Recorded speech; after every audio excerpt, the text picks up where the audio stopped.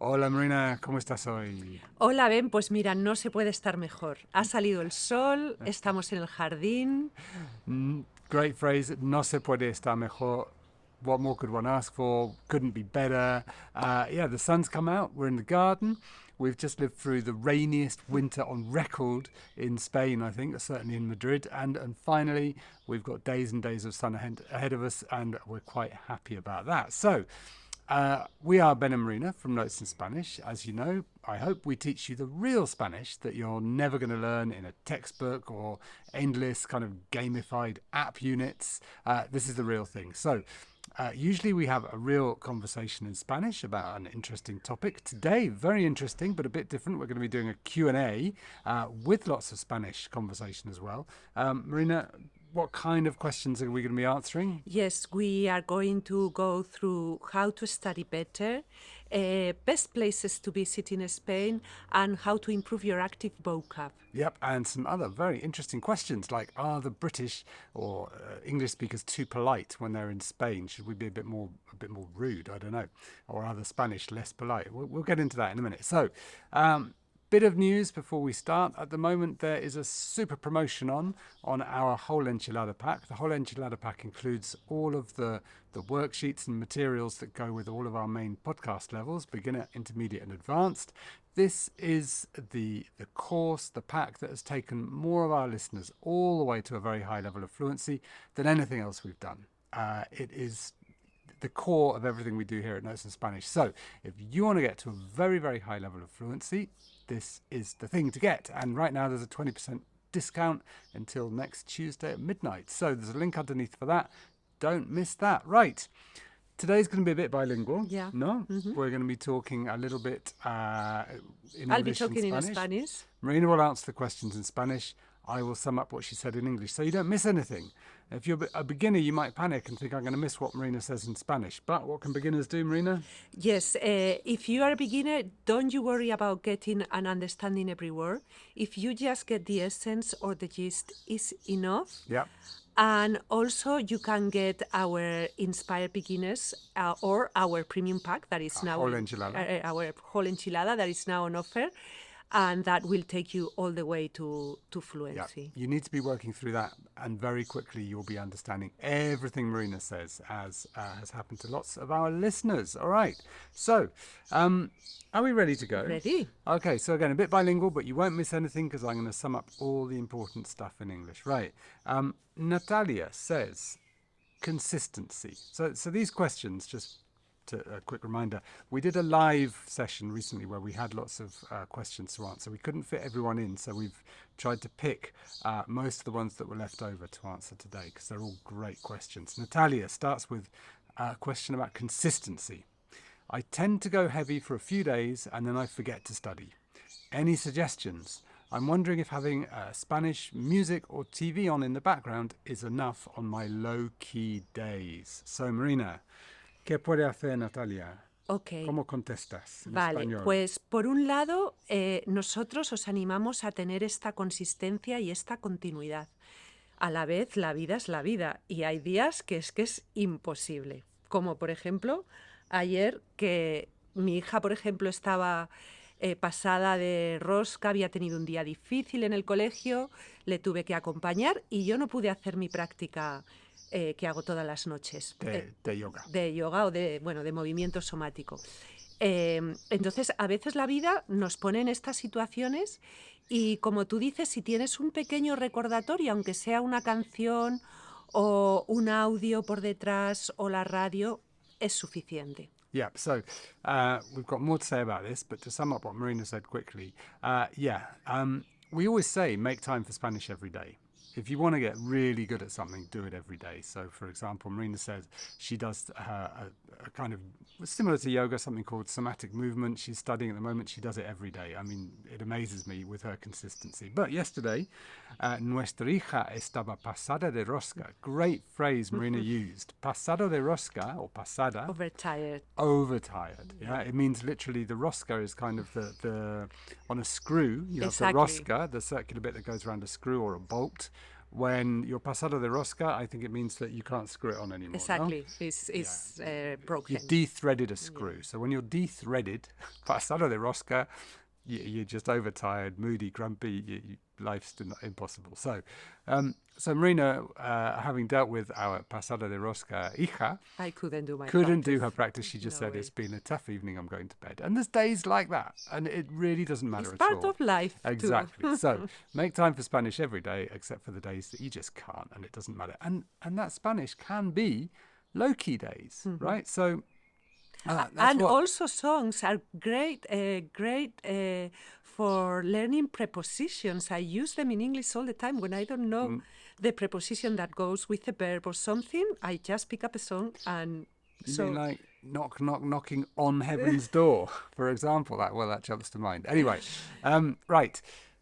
To finish answering this question, Yes. so first of all, it's okay to have high-key days and low-key days. Yeah. Is it okay, she says, on a low-key day to put the radio or the TV on in the background? Marina's going to tell us a quick story about that in Sí. Spanish.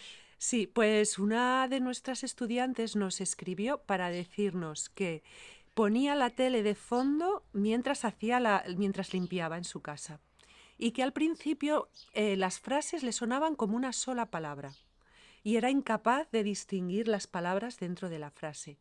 Y lo seguía poniendo y poco a poco empezó a distinguir las palabras dentro de la frase. Entonces nos pareció fantástico esto, ¿no? Y os sugerimos que hagáis esto. Desde luego, estar expuesto de manera regular, aunque sea así en el fondo, al español, es fantástico. So yeah, we had a listener who wrote into us and said that she will put the TV on in the background while she's listening to, while she's cooking. Cleaning. Put the TV on. I think it was soap operas, Spanish soap operas or Mexican soap operas. And she said it would just be on in the background while she was cooking and cleaning. And that bit by bit, she started noticing that the sentences would sort of unravel into something understandable, all Into on their own, words. into words. Into separate So it words. starts off as just background babble, background noise, couldn't understand it. But with days of this, she'd start picking out words and phrases, and it really helped her Spanish. So I think that, Natalia, on low-key days, that could be a great thing to do. Okay, next question is from Diana, who says, are the English too polite when ordering in a shop, bar or restaurant in the sense of saying, please, thank you and sorry? So the English, in this case, Diana, as we know, we're always like, would you mind terribly, would it be okay if, could you possibly, please, could I have, and so on. Now, the Spanish will quite often omit Everything else, everything all of of that, and they'll just get straight to the point. So, Marina, give us an answer in Spanish. No, quieres saber lo que yo pienso de esto, ¿no? Sí, ¿qué piensas? What do you think? Vale, yo ya estoy acostumbrada, pero cuando conocí a Ben, a mí me parecía que hacían así, para hacerte una petición, hacían así. Y los españoles vamos como Al grano. directos al grano. Por ejemplo, esto se ve muy bien cuando vas a un bar y le dices, por favor, ponme una... O sin por favor, ponme una caña. Yeah. Hola, buenos Okay. días, ponme una caña. All right, before I get O lost ponme un café. with everything to translate, when Marina, she's now used to it because she's been living with an English person for 25 years. But to begin with, she couldn't understand it. The British, in this case, when they want something, they go like this. They go, would you mind terribly if it's all right, if it's not too much trouble. Whereas the Spanish, van directo al grano, straight to the spot, literally, al grano. And they just say, for example, in a bar, when they want to order a beer, they say, ponme una caña. Put me a small beer. And you could omit, No, please. No, please, thank you. Nothing. and everything else. Right, and I used to be like amazed by this. You think these Spanish people, they're very rude, but it's just completely normal. They just don't faff around like us polite British people do. So yes, I think the quick answer is you can omit all of that if you want. But A pesar de eso, a mí me parece que es correcto decir por favor y gracias. Puede ser directo y pero todavía eso es porque dar las gracias. ¿Eso es porque llevas 25 años con un inglés? No, pues porque soy muy educada. Okay. So Marina thinks despite all of this, despite the direct, normal ways of Spanish people, Puedes ser directo y agradecido. you can be direct and grateful at the same time. So Marina does like to say please and thank you in Spanish too. Hay un dicho que dice, es de bien nacidos ser agradecidos. Es de bien nacido ser agradecidos. So to be thankful proves you're well brought up. No? Bueno, bien nacidos. Or born into the right kind of family, yes. That sounds very English. My goodness me. Okay. So basically, yeah, I think this is a really interesting cultural exercise. Come to Spain, go to a bar, and just watch how the first five Spanish people order. Right, listen. That's one of our mottos here at Notes in Spanish. But yeah, go to a bar, listen, see how the first five Spanish people order, and take notes. Do they say please and thank you or not? Vamos a hacer este experimento. I'm going to try it, yeah. Next time in a bar. We'll do a cross for a polite person, a cross over here for an al grano person. We'll see how it goes. Okay, Leslie, next question says, is there any area in Spain that you think I should not miss if I can only visit Spain one more time? It's kind of a bucket list question. So Es muy difícil escoger un solo lugar. very difficult. Y Come on tenemos como varias opciones. then. Venga, vamos a ir 1-1. Vale, Primero. claro, si quieres visitar España y solo tienes una oportunidad, a mí me parece maravilloso visitar la España profunda. So if you only visit Spain, you've only got one chance. Marina says, go to España Profunda. You could say the deep Spain, real Spain, authentic Spain. That doesn't mean Madrid. It doesn't mean Barcelona. It means little pueblos in the En middle el of nowhere. interior, sí. Ahí es donde tú puedes coger la esencia de lo que es España. Y Ben tiene un ejemplo de un sitio donde lleva queriendo ir un tiempo y hace mucho que no. Well, voy a ir mañana, creo. I may have just said a bad word there. Don't worry, Marina doesn't like it when I say that. I'm too Spanish. ¿Dónde too está Spanish. tu I said the J word, esencia which is inglesa? not so rude in Spanish as it is in English. I just want to No. make that clear. It's, Mi hija it's le regaña, lighter. nuestra hija, pom, pom. Yeah, papá. when it slips out, when I say the Joder word, our daughter tells me off. But it's not as bad as it is in English, a similar kind of word. So anyway, Marina says it. She just manages not to say it on camera. Yo soy muy educada. Right, back to the question. I say go to Soria. If you want España Profunda, deep Spain, I would head to Soria. Okay? The region of Soria in general, last time I went was a very long time ago, maybe 20 years, and I was just amazed by how back of beyond it was, frankly. Are you going tomorrow? In a for sure? wonderful way. And so I was like, goodness me, I'm going tomorrow. I might do. Yeah. Fridays is a day that sometimes I take to escape and get out actually with my painting stuff and go and A pintar la España profunda. I want to paint oil paintings of deep Spain, and Soria would be a great place to start. It's a couple of hours from Madrid. Anyway, answer number 1, Soria. Number 2, vamos a go rapid fire.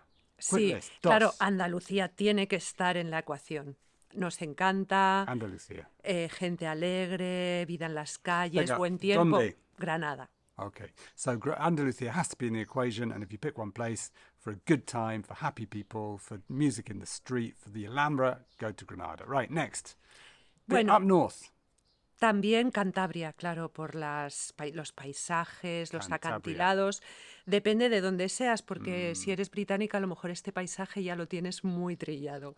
Y a lo Stop. mejor no te interesa. I want to translate that last phrase. Cantabria, it's green, it's beautiful. Marina says, but if you're British, a lo mejor tienes este tipo de paisaje muy triado. No, is that what you said? Yes. Yeah, muy triado. If something is muy triado, it means you've seen it 100 times. It's a great phrase, no? So, yeah. If you've got it muy triado, then maybe not Cantabria, but Cantabria is green, stunning, beautiful. Good The food, food's nice amazing, beaches, great green beaches, everywhere, mountains, lovely yeah, walks. Stunning. Yeah. So if you like that kind of thing, up north. But I think Andalucía is still winning, and Soria. Y Andalucía, quiero decir que en Andalucía también está la Andalucía profunda o la España andaluza profunda. Puedes mezclar esos dos Yeah, conceptos. you can get deep Spain in Andalusia. Go and wander around the back roads of Jaén, for example, and you will see a lot of olive trees, that's for sure, and that is deep Spain as well, or the back of Granada, or the back of anywhere. Okay, right.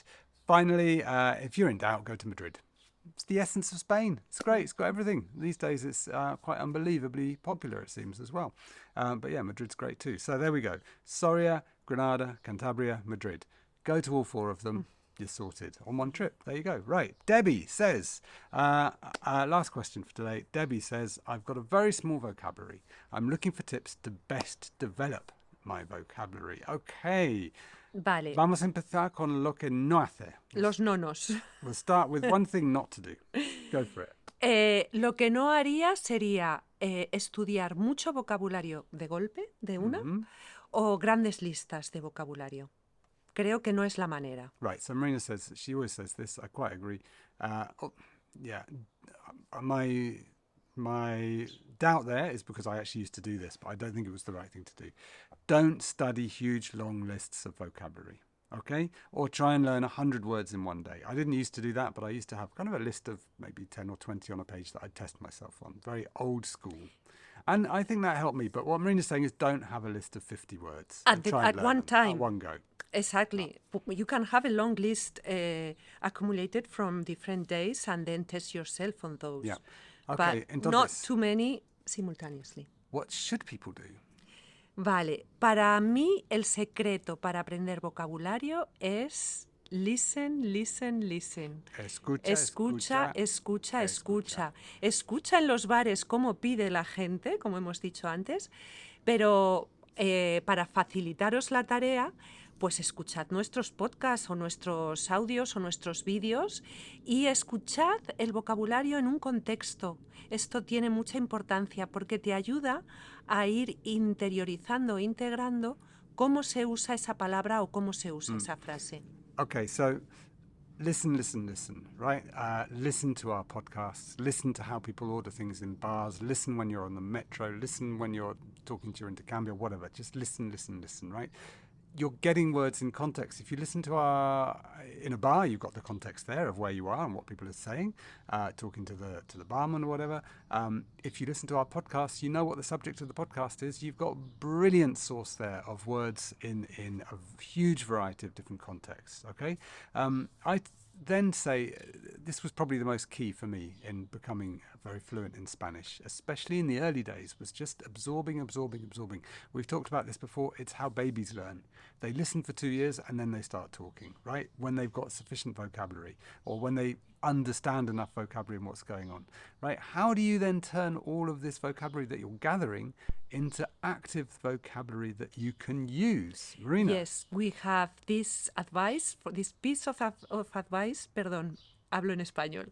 Tenemos este consejo que nos dio nuestra amiga Joe, experta en enseñanza del inglés, y es usa el vocabulario al menos 5 veces. Es lo que necesitas para fijar esta estructura o esta palabra en tu mente. Yeah, y en cuanto antes mejor.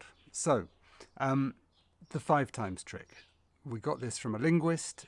Use the word you want to learn 5 times as soon as possible. So let's say you've learned a new word today. Trillar. Well, that's a very. I was going to say that, but it's pretty complicated. Let's leave that one, because it's hard. It's even hard to explain. It's very slang. Let's just say soleado. Hace un día soleado. No, you might say, hace sol, but I've never heard the word soleado. No, hace un día soleado. Correct. Correct. Right. Okay. So you say, I'm going to find 5 ways to say that as quickly as possible. And even if it's not completely correct, so you could say, in Madrid hace muchos días soleados. Vale. But you might say, que flor más soleado. You wouldn't say that in Spanish, okay? But I used to do this kind of thing. If I couldn't find a number 5, I would just make something up. I'd say, what a sunny flower. Okay, it makes no sense. People wouldn't say it. Sunflower. But the point is, use that word 5 times, even if you have to say something slightly nonsensical to fill gaps 4 and 5, okay? And you'll find that even just doing the nonsensical stuff helps fix that word in your brain. If you can make correct, proper, decent, reasonable sentences, even better. Even better. Vale? But use it 5 times and it will stick in your brain. If you want to write down a few words, I think it's a good idea. Okay, so do all of your listening, and when you pick up words that you're not sure about, make a note of them, but maybe 4 or 5 a day or something like that. No? Okay, and then go and use them 5 times, even just in your head, any way you can. Right, where can people get the best bunch of words to learn to have the best possible vocabulary ever, Marina? Yes, if you get our whole enchilada, you can listen to our podcasts, choose the vocab you like, but we also give you a list of suggested vocab for you to learn that we think is the most interesting and the key vocabulary from each conversation for you to learn. Yeah, if you're a beginner or say intermediate or lower intermediate, this is a no-brainer. There's hundreds of worksheets in this pack, and even if you don't listen to every single podcast that goes with them all, just glancing through the word lists where we pick out all the words and phrases you need to know, that we know you need to know to get really good at Spanish, is already a huge help. But if you use them from a lower level all the way through with the podcasts, and you don't have to listen to every podcast and do every worksheet. Choose the ones that interest you. Choose the titles and subjects that you think you're gonna get something out of, or that Unless you like. you are a beginner, then we suggest that you I listen know, of to course. the whole. If you're a beginner, start from 0, go all the And way listen to 30. to the whole Inspire Beginner Yeah, part. absolutely. But from then on, in intermediate and advanced, pick the ones that you don't have to listen to all of them. There's a lot. Okay, if you're advanced, the whole enchilada is still wonderful because you've got our gold series, you've got our advanced series. I think there's Notes in Spanish Conversations is in there as well. It's an absolute goldmine for you too. And you can go back and have a quick look at some of the por and para, ser and está stuff from the lower levels, which is a fantastic reminder too. So there is a super 20% discount on that right now until next Tuesday. Do not miss this opportunity. It's what's taken most of our successful learners all the way from wherever they are, all the way up to a very fluent level of Spanish. All right. All right. That's it. Hace un día soleado, hace un día estupendo. ¿Qué? Vamos a disfrutar un poco del sol. Hombre, claro. Go and enjoy the sun a bit. All right. Directas. There's a link underneath for the whole enchilada. Grab that, get super fluent in Spanish, and we'll be back soon. Hasta pronto. Hasta luego.